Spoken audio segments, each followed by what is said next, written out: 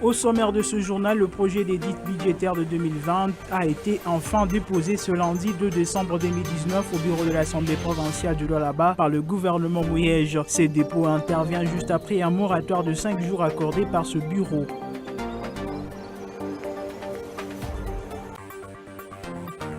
Après sensibilisation de la direction de recettes du Lualaba sur le recouvrement forcé des documents de bord, cette opération a été lancée ce lundi 2 décembre 2019 sur toute l'étendue de la province du Lualaba. La plupart des véhicules ne sont plus en circulation, faute de documents, occasionnant d'ailleurs la hausse du prix de transport. Le détail, vous les aurez dans ce journal.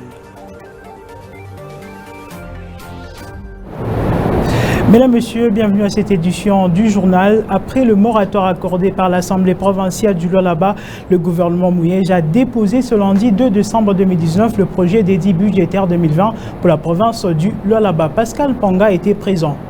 C'est un projet d'édit budgétaire évalué à plus d'1 milliard de francs congolais en recettes et en dépenses qui a été déposé auprès du bureau de l'Assemblée provinciale par le gouverneur des provinces. Ce projet d'édit tient compte du plan quinquennal défendu par le patron de l'exécutif à l'Assemblée provinciale, à en croire le ministre provincial du budget. Le budget exercice 2020 est chiffré à 1017 millions de francs en dépenses et en recettes. Principalement, si nous avions demandé le moratoire, c'était pour ajuster le taux budgétaire qui est passé de 1669 $ à 1687,4 $. Premièrement, nous avons essayé d'ajuster le taux. Deuxièmement, ce budget répond, n'est-ce pas, aux ambitions du gouvernement provincial, celui de réaliser le plan quinquennal tel que présenté et défendu par son Excellence M. le Gouverneur auprès de l'Assemblée provinciale lors de son investiture, de l'investiture de son gouvernement. Le projet d'édit budgétaire déposé en ce jour comprend plusieurs rubriques, notamment le fonctionnement et l'investissement. Au niveau du fonctionnement, le budget est à hauteur de 259 milliards. Et au niveau des investissements, le budget est à hauteur de 744 milliards de francs congolais. Et principalement sur les projets phares qui sont, n'est-ce pas, coulés dans les détails et les annexes de ce budget.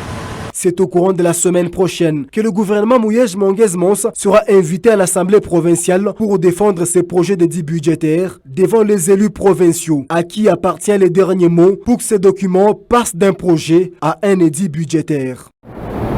La direction de recettes du Lualaba a entamé ce lundi 2 décembre l'opération de recouvrement forcé sur toute l'étendue de la province du Lualaba et sur terrain. Le prix du transport en commun a haussé et plusieurs véhicules ne sont plus en circulation. Constat fait par Patient Kabamba. C'est un lundi inhabituel, les barrières érigées de tous les côtés, difficile de passer illégalement. La direction des recettes du Lualaba d'Erlou en abrégé règne à maître. Ces barrières expriment la fin du moratoire du ministère provincial des Finances via ses services d'assiette donnés aux motocyclistes et chauffeurs pour s'acquitter de leurs devoirs civiques, c'est le DPI, des accessoires des taxes routières. La vie est devenue compliquée. Aujourd'hui, on ne sait plus comment vaquer à nos activités. Pour vous imaginer, pour quitter Mwangeji vers les centres-villes, nous sommes obligés de payer 500 francs jusqu'au niveau des Jovenins et par la suite payer encore 500 francs pour arriver au centre-ville. Finalement, nous sommes dans quel pays? On dirait qu'on n'a même pas des autorités. Les plus victimes dans cette affaire, ce sont les clients. Difficile ou impossible de relier un autre coin de la ville à l'aide d'un moyen de transport. Et ils s'adonnent à l'athlétisme. Les phénomènes Kimberekete s'installent dans les camps des transporteurs. Pour joindre la ville, par exemple, il faut prendre le bus en 2 reprises. Les conducteurs, quant à eux, sollicitent une tolérance auprès des autorités. Nous étions informés du recouvrement forcé. Il y a longtemps qu'on était en train de sensibiliser. Mais nous sommes en train de fournir des efforts pour s'acquitter de ces droits. C'est pourquoi nous sollicitons une tolérance auprès des autorités afin de nous accorder quelques jours.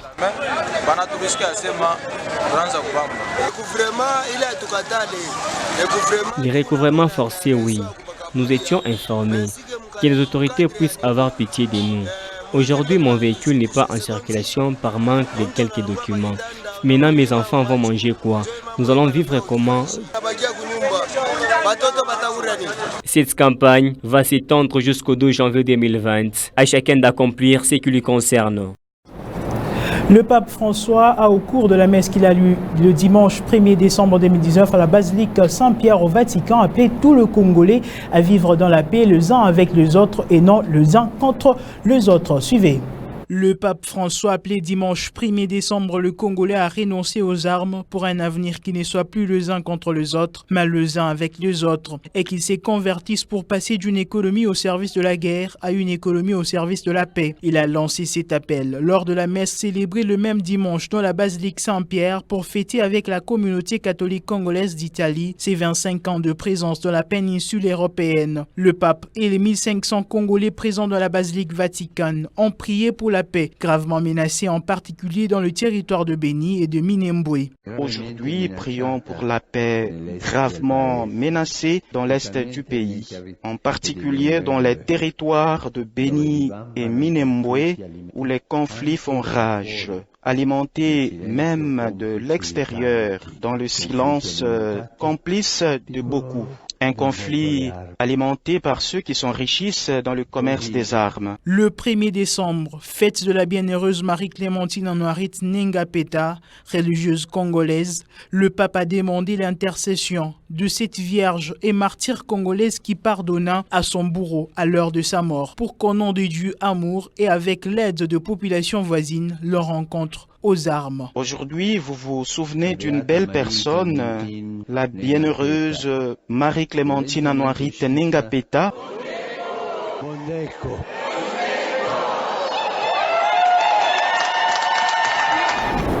Le 2 décembre de chaque année, le monde commémore la journée internationale de l'abolition de l'esclavage. Cette journée a pour mission de lutter contre toute forme contemporaine d'esclavage. Présentation de la journée avec Ruth Kassongo. Sous l'égide du ministère de la Culture en partenariat avec l'UNESCO, cet événement commémore la date anniversaire de l'adoption par l'Assemblée générale des Nations unies de la Convention pour la répression et l'abolition de la traite des êtres humains et de l'exploitation de la prostitution d'autrui. Le 2 décembre 1949, la célébration de cette journée, tout en s'inspirant de l'esprit de l'abolition de la traite des Noirs, actualisait les combats permanents contre toutes les autres formes d'esclavage moderne qui privent à de nombreux êtres humains leur liberté et leurs droits les plus élémentaires à la dignité, au travail libre, à la vie tout simplement. L'objectif de cette journée est d'éradiquer les formes contemporaines d'esclavage telles que la traite des êtres humains, l'exploitation sexuelle, le travail des enfants, les mariages forcés et les recrutements forcés d'enfants dans les conflits armés. Les organes des Nations Unies dédiés aux droits de l'homme ont démontré la persistance des formes anciennes d'esclavage ancrées dans les croyances et les pratiques traditionnelles. Ces formes d'esclavage sont les résultats des discriminations contre les groupes les plus vulnérables au sein des sociétés, considérés comme appartenant à des castes inférieures, des minorités tribales ou encore les peuples autochtones. Sur ce même sujet, à ce jour, le travail forcé, l'exploitation sexuelle dont sont victimes les enfants et la prostitution de femmes sont synonymes d'esclavage, a confirmé Donna Kambola, acteur de la société civile. Suivez.